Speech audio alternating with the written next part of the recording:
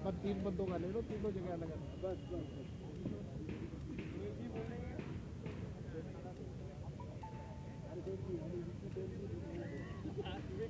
बना दिया लीटर भाई। वो बोलना पूरा पूरा सीख गया, वो भी सीख गया पूरा बोलना। नमस्कार दोस्तों, मैं talent of India Rohtas Singh Yogi आज आपको लेकर आया है नरेला रामलीला ग्राउंड। और आज हम यहाँ पर मौजूद है। यहाँ 15 तारीख से लेकर और 22 तारीख तक एक धर्म की गंगा यहाँ बहेगी और इस धर्म की गंगा के अंदर भक्त आकर डुबकियाँ लगाएंगे। और उसके साथ साथ यहाँ किस किस चीज़ का यहाँ दर्शन करने के लिए मंदिर बनाए जा रहे हैं या किस चीज़ का यहाँ प्रबंध किया गया है और क्या कुछ सुरक्षा व्यवस्था रहेगी और यहाँ आने के बाद क्या कुछ नया लोगों को देखने के लिए मिलेगा कि अगर वो बाहर जाते हैं किसी मंदिरों में या किसी और चीज़ों तीर्थ स्थलों के जाकर दर्शन करते हैं, वहाँ के दर्शन क्या वो यहाँ पर भी कर पाएंगे या नहीं कर पाएंगे। और 15 दिन जो 15 तारीख से 22 तारीख तक का जो कार्यक्रम रहेगा वो किस तरह का रहेगा वो जानते हैं। यहाँ पे हमारे साथ में भाई सुनील गर्ग जी हैं। भाई सुनील गर्ग जी, सबसे पहले तो आप संस्था के अंदर क्या कुछ आपका परिचय है, थोड़ा सा वो बता दें दर्शकों को। मैं सुनील गर्ग, विश्व हिंदू परिषद मंत्री और यहाँ कोष का व्यवस्था संभाली हुई है जी। और कल से जो है जो है कल से शुरू होने वाली है। 8 मंदिरों से अलग अलग व्यवस्था की है। परसों 15 मार्च सुबह 8 बजे से कलश यात्रा शुरू होगी। 8 मंदिर अलग अलग चुने गए हैं। श्री राम मंदिर, नंदीमल धर्मशाला, धरानी जोड़ और नारायण मंदिर, विश्व हनुमान मंदिर, इस तरह से 8 मंदिर चुने गए हैं। और सभी महिलाएं इकट्ठी होकर धरानी जोड़ से मेन बाज़ार झंडा चौक से होते हुए पंडाल में पहुंचेंगी। और यहाँ पे 13 मंदिर बनाए हुए हैं, जिसमें से 3 मंदिर मेन है। एक भारत माता मंदिर, ऋषि वाल्मीकि मंदिर और श्री राम मंदिर, ये मंदिरों की व्यवस्था है। और आयोजकों की तरफ से सभी को हाथ जोड़कर निवेदन है कि अपना समय पर हर रोज़ पहुँचें और कथा का लाभ उठाएं। अच्छा, जो कलश यात्रा में जो महिलाएं शामिल होंगी, क्या वो कलश यहाँ पर स्थापित करके जाएंगे, उनको साथ लेकर जाएंगे? कलश यहाँ पर स्थापित हो जाएंगे, उसके बाद 22 तारीख को वापस मिलेंगे कथा समापन होने के बाद। अच्छा, उनके लिए क्या कुछ व्यवस्था की गई है, क्या कुछ सुरक्षा व्यवस्था है, क्या कुछ कहीं डॉक्टर की टीम है या नहीं है, वो सब चीज़ें? कलश जिस टाइम लेके चलेंगी महिलाएं, उस टाइम सभी व्यवस्थाएं की गई हैं। डॉक्टर की भी व्यवस्था है, जल सेवा भी है, और यहाँ पहुँचने के बाद खाने की व्यवस्था भी है। हर तरह से सब काम व्यवस्थित है। चलिए, बहुत बढ़िया बात है। हम आपको अपने चैनल के माध्यम से बता देते हैं अपने दर्शकों को कि सभी भक्त यहाँ श्री राम कथा का यहाँ जो 15 तारीख से लेकर 22 तारीख तक के कार्यक्रम किया जा रहा है, उसमें आप 15 तारीख को सबसे पहले कलश यात्रा निकाली जा रही है। जो भाई साहब ने जो अभी मंदिर बताए हैं, उन सभी मंदिरों से कलश लेकर महिलाएं चलेंगी और सीधा धरानी जोड़ पर जहां बस टर्मिनल है वहां पर आकर एकत्रित होंगे। और उसके बाद वहां से गाजे बाजे के साथ वो यात्रा यहां तक पहुंचेगी, जो धरानी जोड़ से शुरू होकर और सीधा आपका झंडा चौक और झंडा चौक से विजय चौक और विजय चौक से होते हुए फिर आपका जो है सीधा रामलीला ग्राउंड तक ये पहुंचेगी। और उसके बाद जो महिलाएं जो कलश लेकर आएंगी वो कलश यहीं पर स्थापित कर दिए जाएंगे।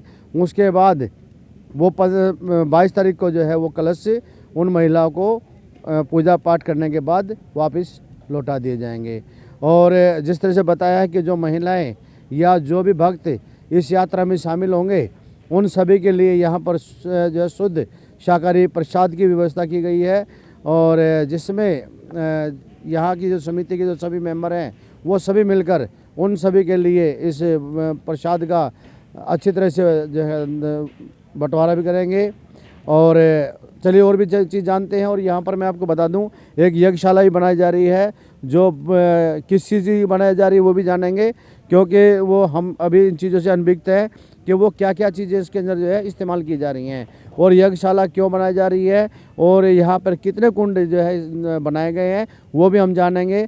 और इस यज्ञशाला के अंदर आने के बाद जो यहाँ पूजा पाठ करने के लिए आएंगे या यज्ञ में जो भी आहुतियाँ डालने के लिए परिवार आएंगे, उन लोगों को इसका क्या कुछ फल मिलेगा वो भी हम जानने की कोशिश करेंगे। और उसके साथ साथ में मैं आपको बता दूँ, श्री राम कथा के लिए यहाँ जो दीदी रितमरा जी जो यहाँ पर आएंगी, उनके लिए यहाँ ये पंडाल जो तैयार किया जा रहा है उसके बारे में भी हम जानेंगे।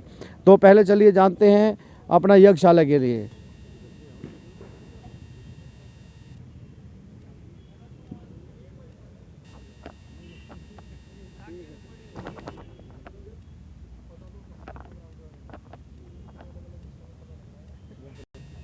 और चलिए जानते हैं यहाँ पर जो इस व्यवस्था को देख रहे हैं, क्या कुछ कर रहे हैं, उस चीज़ के बारे में जानते हैं। और यहाँ रजत शर्मा जी हैं, उन रजत शर्मा जी से भी जानेंगे कि यहाँ पर ये क्या चीज़ बनाई जा रही है, उसके अंदर किस किस चीज़ का इस्तेमाल किया गया है। क्योंकि यज्ञशाला बनाई जा रही है, ये यज्ञशाला इस तरह की लग रही है जैसे ऋषि मुनियों के अपने जो आश्रम हुआ करते थे उनके अंदर जो है यज्ञशाला देखने को, जिसे हमने फिल्मों में तकरीबन देखा इन चीज़ों को, और जो ये चीज़ें तो बहुत ही कम देखने के लिए मिलती हैं। तो अभी जानते हैं कि इसके अंदर किस किस चीज़ का इस्तेमाल किया जा रहा है और ये यज्ञशाला जो बनाई जा रही है इसके अंदर कितने कुंड बनाए गए हैं वो चीज़ के लिए जानते हैं। चलिए कुछ लोग वहाँ पे हैं, उनसे जानेंगे हम। चलिए जानते हैं भाई रजत जी, यहाँ पे रजत शर्मा जी जो एक समाज सेवी हैं और उसके साथ साथ में इस राम कथा के आयोजन में भी जो है वो हिस्सा ले रहे हैं और इनकी टीम जो है काम कर रही है। भाई सबसे पहले तो आपका स्वागत है टैलेंट इंडिया पे। बहुत बहुत धन्यवाद जी। और ये जो बनाया जा रहा है, क्या कुछ बनाया जा रहा है और ये जो कितने कुंड यहाँ पे बनाए गए हैं और इसके अंदर किस किस चीज़ का इस्तेमाल किया गया है? योगी जी, इस वक्त हम लोग खड़े हैं 51 कुंडीय यज्ञशाला में, जिसको पुरातन संस्कृति के हिसाब से बांस के प्रयोग से बनाया गया है। पूर्णतः बांस और लकड़ी के ही प्रयोग से यज्ञशाला तैयार की गई है, जो कि 5 मंजिला यज्ञशाला है। और इसमें वेंटिलेशन की भी, ताकि यज्ञ का जो धुआं है वो भी प्रॉपर बाहर निकल सके, इसकी व्यवस्था की गई है। हमने देखा है रामायण में, महाभारत में कि जब भी ऋषि मुनि कभी यज्ञ करते थे तो या तो जंगलों में या तो बांस की यज्ञशाला में ही करते थे। उसी चीज़ को ध्यान में रखते हुए पुरातन संस्कृति के हिसाब से इन यज्ञशालाओं को तैयार किया गया है, जिसमें 51 कुंड हैं। और एक साथ जब भी यहाँ पर यज्ञ होगा, महारुद्राभिषेक यज्ञ होगा, तो 51 परिवार यहाँ पर बैठ करके यज्ञ करेंगे। मुख्य रूप से इसमें आकर्षण का एक और बिंदु है कि जितने भी यहाँ पर आप देख रहे हैं फ्लोरिंग है या जितने भी कुंड यहाँ बनाए गए हैं, सभी पर गाय के गोबर से लेप किया गया है। और इस यज्ञशाला के चारों तरफ जो हम मानते हैं पवित्र होते हैं, हम नवरात्रों में जिनका प्रयोग करते हैं, तो यहाँ पर एक क्यारी भी बनाई जा रही है जिसमें जौ उगाई जाएंगी और वो इसकी चारों तरफ बाउंड्री के रूप में लगाई जा रही है। साथ ही यज्ञशाला के बाईनी तरफ जहाँ से यज्ञशाला में प्रवेश होगा, एक गाय, गौ माता और गाय का बछड़ा वहाँ पर रखा जाएगा एक झोपड़ी में, जिसकी परिक्रमा भी सभी श्रद्धालु कर सकेंगे और गौ माता का आशीर्वाद प्राप्त करेंगे।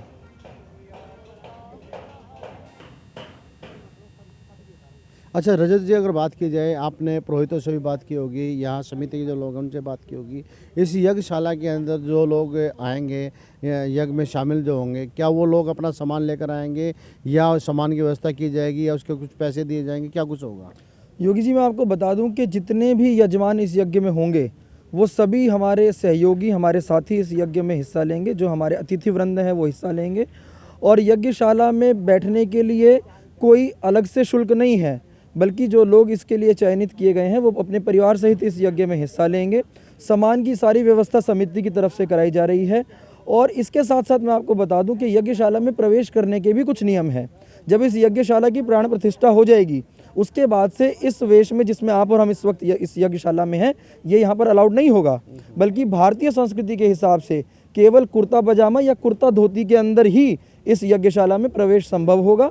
साथ ही अब कोई भी मोबाइल फ़ोन या अन्य उपकरण जो यज्ञ में बाधा बन सकते हैं, वो यज्ञ के दौरान इस यज्ञशाला में अलाउड नहीं होंगे। और इसके साथ साथ सिक्योरिटी के कारण से यहाँ पर सीसीटीवी कैमरा और सिक्योरिटी गार्ड्स रहेंगे। तो इस तरीके का जो स्वरूप है वो यज्ञशाला का रहने वाला है। तो सामग्री जो होगी वो सामग्री जो यहीं से मिलेगी? सामग्री पूर्ण रूप से आयोजकों द्वारा ही व्यवस्थित की जाएगी। अच्छा, अगर मान लिया कोई जैसे समिति का कोई मेंबर नहीं है और वो अगर इस यज्ञ में जो है शामिल होना चाहता है, तो उसके लिए क्या कुछ है? देखिए, यजमान बनने के लिए एक अलग प्रक्रिया है। उस प्रक्रिया के लिए जो है यहाँ कार्यक्रम स्थल पर संपर्क किया जा सकता है। ऐसा नहीं है कि उसके लिए लोग चयनित हैं। जो कोई और भी यदि यजमान बनना चाहता है तो यहाँ पर ग्राउंड में आ सकता है और उसकी जो भी व्यवस्था है वो बता दी जाएगी। अच्छा, और क्या कुछ यहाँ पे बनाया जा रहा है और क्या किस चीज़ की व्यवस्था की जा रही है? पंडाल में यज्ञशाला एक मुख्य आकर्षण का केंद्र है। इसके अलावा यहाँ पर 13 मंदिर बनाए जा रहे हैं, जिसके बारे में आपको बताया जा चुका है, जिसमें विशेष रूप से महर्षि वाल्मीकि, भगवान श्री राम दरबार और इसके साथ साथ भारत माता का मंदिर होगा।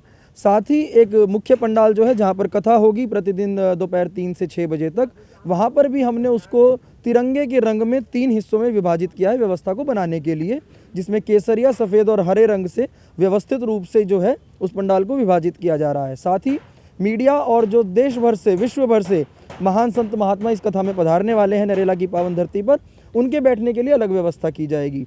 जूते उतारने के लिए पदवेश की अलग व्यवस्था की जा रही है। और साथ ही जो पीने के जल की व्यवस्था है वो भी मैं आपको बता दूं कि पुरातन संस्कृति के हिसाब से बनाई जा रही है, जहां ओक से पानी पिलाया जाएगा।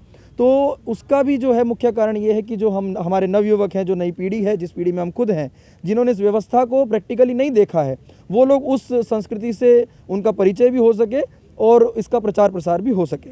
अच्छा, जैसे आपने बताया कि यहाँ पर एक अनूठा जो आपने बताया है कि यहाँ ओक से पानी पीने का जो प्रबंध किया जाएगा, और वो अपने जो नई जनरेशन है उसको भी बताया जाएगा इस चीज़ के बारे में, अपनी संस्कृति से जोड़ा जाएगा। तो क्या आप उनको ये भी बताएंगे कि ओक से पानी पीना क्यों फ़ायदेमंद है? योगी जी, मुझे लगता है कि इस तरीके के कार्यक्रमों को युवाओं में और जो लोग किसी विषय से परिचित नहीं है उसके लिए उत्सुकता जगाने के लिए ही ऐसे कार्यक्रमों का उपयोग होना चाहिए। जिस प्रकार से मैंने आपको बताया और आपके अंदर ये उत्सुकता जागी कि इसका क्या कारण है, निश्चित रूप से यहाँ आने वाले लोगों के मन में, उनके हृदय में ये उत्सुकता जागेगी कि ऐसा क्यों है। और हमारे जितने भी बड़े बुजुर्ग हैं और जो आयोजक हैं वो सुनिश्चित करेंगे कि इस व्यवस्था के बारे में हम उन लोगों को भी बताएं। तो क्या बताएंगे हमारे दर्शक जो देख रहे हैं, सुन रहे हैं, आज की नई युवा पीढ़ी भी सुन रही है, क्या आप उनको बता पाएंगे कि हम ओक से पानी क्यों पी रहे हैं? योगी जी, ये मेरे लिए भी एक नया विषय है, नया चर्चा का विषय है, और मैं भी निश्चित रूप से अपने बड़ों से जानने की कोशिश करूंगा कि इसका क्या कारण है। और हालांकि जितना मुझे मालूम है, इससे कहा जाता है कि ओक से जब हम पानी पीते हैं तो ऊर्जा का जो है संचार इससे होता है। तो व्यवस्थित इसकी विस्तृत जानकारी हमारे बुजुर्ग देंगे। मैंने आपको बताया भी कि मेरे जैसे नवयुवकों के लिए ही ये परिचय का विषय रहेगा। चलिए, बहुत बढ़िया बात है। और जिस तरह से जो है रजत जी ने एक एक चीज़ को बारीकी से बताया है, तो हम एक चीज़ आपको बता देते हैं कि जो ओक से जो पानी पीना है, वो ओक से पानी पीना इसलिए ज़रूरी होता है क्योंकि अगर हम किसी भी मौसम में अगर हम ओक से पानी पीते हैं तो उससे पानी का और हमारे शरीर का तापमान एक बराबर हो जाता है, जिसकी वजह से कभी भी हमें कोई भी परेशानी नहीं होती। जिस तरह कहा जाता है कि सर्द गर्म हो गई है, वो सर्द गर्म का कोई जो है इसका आपके शरीर पर कोई भी इसका इफ़ेक्ट नहीं पड़ता, जिसकी वजह से आपका स्वास्थ्य हमेशा ठीक रहता है। और ओक से पानी पीने के और भी कई फ़ायदे हैं, वो हम आपको विस्तार से कभी जो है फिर बताएंगे, क्योंकि अब समय है हमें राम कथा के अंदर किस किस चीज़ का प्रबंध किया जा रहा है और आप कैसे राम कथा को यहाँ पर आकर सुन सकते हैं। आप उस विषय पर अगर हम चलें तो वो ज़्यादा बेटर रहेगा और वो ज़्यादा अच्छा रहेगा। और क्योंकि जहाँ तक देखा गया है कि आज की नई जनरेशन शायद वो इस चीज़ से अनभिज्ञ है कि श्री राम के चरित्र से जुड़ी हुई जो बातें हैं वो कहीं ना कहीं कुछ थोड़ी बहुत वो टीवी के माध्यम से या कहीं किसी भजन के माध्यम से वो सुनते हैं, लेकिन पूर्णतः जो है वो कभी किसी को पता ही नहीं चली है। तो अब की बार दीदी रीतम्बरा जी आ रही हैं, वो अपने मुख अरविंद से जिस तरह के यहाँ प्रवचन देंगे और जिस तरह से श्री राम कथा का जो रसपान यहाँ लोगों को कराएंगी, वो भी बड़ा अनूठा रहेगा। और चलिए और जानते हैं यहाँ पर जो इस क्षेत्र के विश्व हिंदू परिषद के जो अधिकारी हैं उनसे भी जानते हैं और किस चीज़ की यहाँ व्यवस्था की गई है। चलिए बात करते हैं, राकेश भारद्वाज जी हमारे साथ में हैं। राकेश भारद्वाज जी, ये जो पंडाल किया जा रहा है, क्या कुछ व्यवस्था की जा रही है इसके अंदर, और जो कितने लोगों की सीटिंग का जो है प्रबंध किया गया है, वो सब चीज़ें बताइए। देखिए, ये दीदी माँ रीतम्बरा का हमारे यहाँ कथा का होना पूरी दिल्ली वासियों के लिए बहुत ज़्यादा खुशी का विषय है। दूसरा, नरेला में नरेला बाईपास से लेके इधर पहली बार इतना बड़ा आयोजन पूज्य माँ दीदी रीतम्बरा जी द्वारा इतनी बड़ी विश्वविख्यात संत शिरोमणि द्वारा ये कथा का जो वाचन हो रहा है, ये नरेला के लिए बड़े सौभाग्य की बात है। और ये हमारी तैयारियाँ भूमि पूजन से प्रारंभ हुई थी। और मैं आपको ये बताना चाहूँगा कि इस पंडाल के अंदर, पंडाल से बाहर का आयोजन जैसे बताया कि हमारा कलश से प्रारंभ होना है और 15 तारीख को दीदी माँ अपने मुखारबिंद से जो है वो गुरु महिमा से इस कथा का प्रारंभ करेंगी। और 15 तारीख को गुरु महिमा के विषय में सारा मर्मज्ञ कथावाचक होने के नाते इतना उनको भगवान सरस्वती का वरदान है कि अगर उनकी कथाओं को सुनते हैं तो सीधा जहन में ही उतरती है वो कथा, और उससे जो है संस्कार और संस्कृति पनपती है इसमें। और 16 तारीख को शिव विवाह का विवरण इतने अच्छे ढंग से उनके विवरण से, क्योंकि बहुत बार कथा सुनी है, नरला वासियों की बड़ी डिमांड थी कि भाई दीदी मारी तंबरा किसी तरह समय लिया जाए, और मैं ये मानूंगा कि उनके स्वास्थ्य की कुछ अनुकूलता ना होने के बावजूद भी जिन दीदी माँ की कथाओं का समय जो 3-3 साल तक ड्यू है, इस बीच में भारतीय हिंदू नववर्ष के उपलक्ष्य में उन्होंने हमारी इस प्रार्थना को स्वीकार करके हमारे ऊपर एक कृतज्ञता जाहिर की है।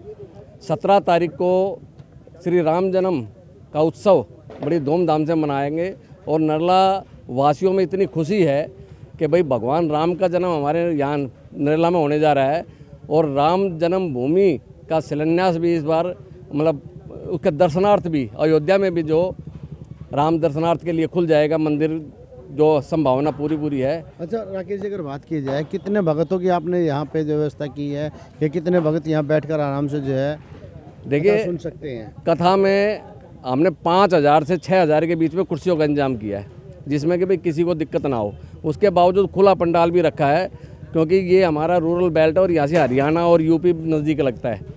हमें उम्मीद ये लगती है कि हमें इससे अलग भी 5 से 4 हज़ार नीचे बैठने की व्यवस्था या कुर्सियों की व्यवस्था बाद में करनी पड़ सकती है, जैसा कि अब आम जनता से हमें रिस्पांस मिल रहा है। अभी अगर बात की जाए, क्योंकि गर्मी का मौसम भी आने लग रहा है, मौसम अभी साथ साथ बदलता जा रहा है, तो ऐसे में क्या व्यवस्था की गई है? इसके लिए अगर आपका कैमरा देख सके तो इधर हमने कूलर की व्यवस्था की है, ठंडे जल की व्यवस्था की है। अभी 2 मिनट पहले बताया था कि 5 जल भी हम जो है लोग पुरानी अपनी पद्धति के हिसाब से सागर के द्वारा पिलाएंगे, जैसे कि आपने भी अभी थोड़ी देर पहले बताया था कि भाई हमारा टेम्परेचर जो है उससे मैच करता है। उससे अलग भी हमारी इंद्रियों जो है वो पूरे शरीर में जो ध्वनियाँ जो है यहाँ से प्रारंभ होती है और पैरों की उंगलियाँ शुरू होती है। जब हम इससे पानी पीते हैं तो ऊर्जा का संचार भी, पानी का भी जो नेगेटिव इफ़ेक्ट्स होते हैं वो ख़त्म हो जाते हैं। चलिए, बहुत बढ़िया बात है। और कोई जानकारी अगर हमारे दर्शकों को अगर दे सकते हैं आप, क्या कलश यात्रा के में जो शामिल होने वाली महिलाएं हैं वो अपना पहले ही रजिस्ट्रेशन करा चुकी हैं या रजिस्ट्रेशन करा सकते हैं? महिलाओं जो अपनी कलश की यात्रा है उसमें हमारी पूरी टीम लगी हुई है, और लगभग 10 दिन के अंदर हम 5100 का टारगेट लेके चले थे, लेकिन मुझे बताते हुए बड़ी खुशी है कि मुझे लगता है कि 6-6.5 हज़ार कलश तक भी उठने की संभावना है। तो क्या कोई नहीं जो है कि ना, अगर कोई चाहे तो बिना रजिस्ट्रेशन के भी शामिल हो सकता है उसमें? हाँ, ऐसी व्यवस्था रखी है। हम हर एक की भावनाओं की कदर करते हुए हम ऐसा इंतजाम अपनी तरफ से रखने का प्रयास करेंगे कि जो रजिस्ट्रेशन करा सकी हैं उनको तो प्रायोरिटी बेस पे ही दिया जाएगा, प्राथमिकता उन्हीं को दी जाएगी। लेकिन उसके बावजूद भी अपना प्रयास ये रहेगा, अगर कोई महिला भाव से अगर कलश उठाना चाहती है तो हम हमारी तरफ से वो निराश ना हो। तो क्या उसकी व्यवस्था आप लोग करेंगे कलश की, या उनको खुद करके लेके आनी होगी? कलश की व्यवस्था हमने की है। मैं बताऊं कि कलश की जो व्यवस्था है वो उसके श्रृंगार की, उसके जल की, उसके ऊपर नारियल की, और जो महिलाएं हमारी अपने पारंपरिक वेश में जो चुंदड़ी डालती हैं उसकी व्यवस्था हमारी तरफ से ही रहेगी। चलिए, बहुत बढ़िया बात है। उसका कोई शुल्क रखा है या ऐसे ही? नहीं, शुल्क रखा है, उसका शुल्क रखा है 251 रुपये, जिससे उनका भाव बने। और उनकी भी इच्छा है, कुछ तो जगह ऐसा भी देखने को मिला कि हमने उनको शुल्क के 251 बताए तो उन्होंने कहा जी हम कुछ ज़्यादा देना चाहते हैं, ऐसा भी उनका भाव रहा। बहुत बढ़िया बात है। तो ये सभी राम भक्तों के लिए बहुत ही अच्छी खबर है और बहुत ही अच्छी सूचना है। और जहाँ तक देखा गया, हिंदू नववर्ष जो मनाया जाता है उससे पहले ही यहाँ पर राम कथा का जो आयोजन किया जा रहा है, ये भी बहुत ही सराहनीय है। और इसके साथ साथ में कुछ और भाई भी हैं, उनसे भी जानेंगे। सर, क्या नाम है आपका? मेरा नाम कृष्ण कुमार है। जी कृष्ण जी, ये चीज़ क्षेत्र में पहली बार हो रही है, कितना उत्साह है इसका? ये नरेले का जो है जी बहुत बड़ा सौभाग्य है, जो इतना बड़ा आयोजन जो है हमने अपनी उम्र में अभी तक ये इतना बड़ा आयोजन नहीं देखा। यानी कि पूरे नरेले का एक सौभाग्य है कि जो इतना बड़ा आयोजन हो रहा है। हम सुनते थे कि भाई रोणी साइड में जो ये इतना बड़े आयोजन होते हैं, लेकिन मैं यही कहूँगा कि नरेला वासियों से कि भाई पूरे परिवार समेत जो है इस कथा में आए, और बच्चों को खास करके जो है ना, बच्चों को साथ में ज़रूर लाए, क्योंकि जो भगवान राम जी का जो जीवन था उसी से हमारी जो पूरे वर्ल्ड की जो जो हमारी संस्कृति है, हिंदू धर्म की संस्कृति है, वो राम से ही चली हुई है। तो हम चाहेंगे कि उसमें बच्चे भी अगर साथ में आए माँ बाप के साथ, तो आने वाले जो बच्चे हैं हमारे इस बारे में उसका उनको ज्ञान हो इस बारे में अपनी संस्कृति का। बिल्कुल ठीक बात है। आने वाली जनरेशन को अगर ज्ञान नहीं होगा तो कैसे होगा। और भाई बब्बल भी है। बब्बल, सबसे पहले तो आपका स्वागत है और आपको जय श्री राम। क्योंकि किसी और को नहीं बोला है, लेकिन भाई बब्बल को जरूर बोल देते हैं हम, क्योंकि भाई बब्बल जो है बहुत जगह प्रचार भी करते हैं जाकर इस चीज़ का।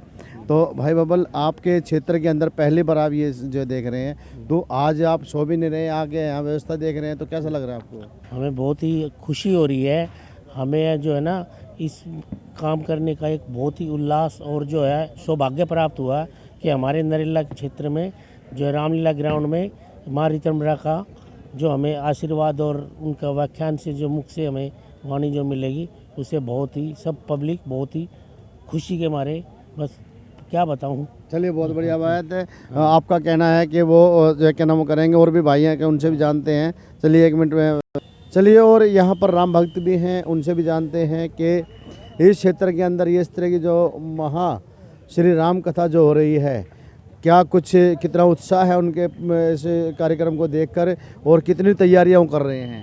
नाम क्या है आपका? पहले तो नाम बताइए हमारे दर्शक। शिव कुमार बंसल जी, जी, शिव कुमार जी, कहाँ के रहने वाले हैं? नरेला मंडी से जी। जी, आपके क्षेत्र के अंदर ये इस तरह के भव्य राम कथा पहली बार हो रही है, कितना उत्साह है? बहुत उत्साह है जी, पहली बार इतना बड़ा उत्सव होने जा रहा है जी।